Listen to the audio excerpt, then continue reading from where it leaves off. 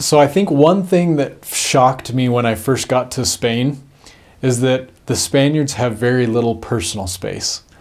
I remember you would go and talk to a stranger and they would grab you by the back of your neck and they would bring you in so that you're staring nose to nose.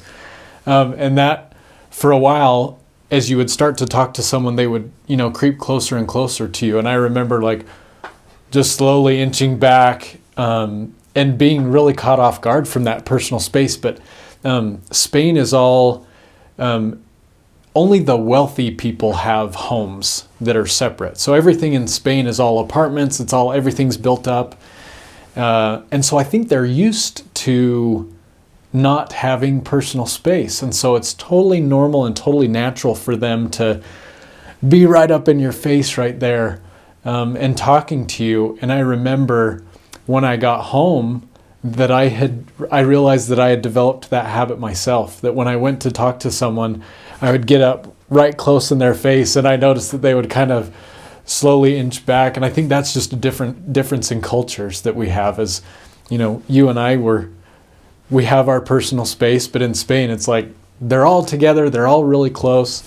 Everything in Spain is built kind of in these tightly compacted cities, so you don't necessarily even need a car to get around.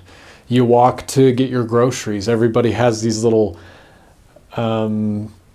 like half suitcase things that they take to the grocery store, and they fill their suitcases with all their groceries and then they just walk them home.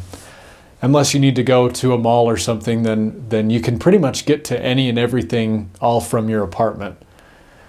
Also in Spain, when I served in Segovia, they used propane tanks to heat their water, and they would come out with these big orange propane tanks, and they would bang them together, and that's how you knew that the propane guy was there.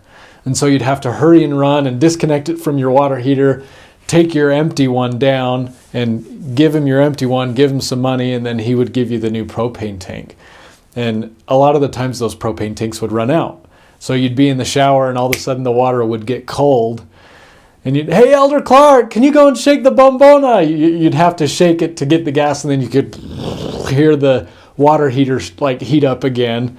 But it almost felt like it was like a blast from the past. Like, who doesn't use plumbed gas, But it was kind of a cool little unique thing about Spain. And I remember, running out, it would be 10 degrees outside and you'd have to run out with your bombona because you'd hear them clanging them downstairs, and you'd have to run out in your shorts and your t-shirt and give him a bombona. And I'm sure he thought, oh, these crazy Americans, what are they doing coming out here in their shorts? And it just felt like we were always unprepared and just being missionaries. I think we were, and we were always letting our propane tanks run on empty, and we were always having to shake them to try to get our water warm again. So kind of just a unique thing I think the missionaries probably got used to and were familiar with. Spaniards, there's a couple things. They're very family-centered.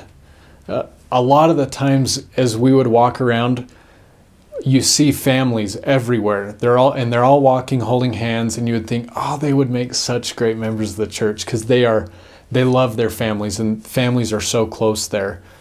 Another thing that kind of took me off guard is that a lot of the times these families, to hang out, they would go to a bar.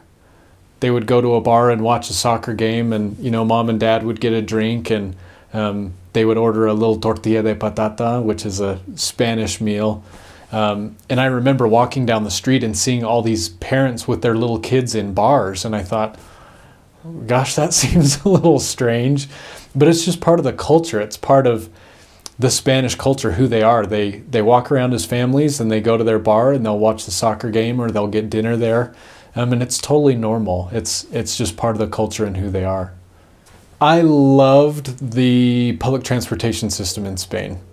It's incredible. It's very well organized. You could get literally anywhere you wanted to go via train or via bus. It was so well organized. They have a bullet train. They have a speed train there, the AVE, that would go 180 miles an hour. And so when we would have to go to Madrid for zone conferences from Ciudad Real, we could either take a 3-hour bus or we could take a 1-hour train ride. And so I feel like the transportation, even though some things they used propane and not everybody had computers and internet in their home, I feel like from a transportation aspect, they were on top of it. Spain is set for transportation. So kind of cool. Spaniards love their olives and their olive oil.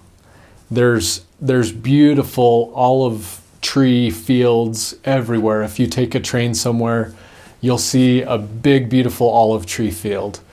And I talked to a man one time and he would say, I don't go to bed without my spoonful of olive oil. And that was like his equivalent of ice cream for me. It's like I eat my ice cream and then I go to bed, but he would eat his olive oil and go to bed. And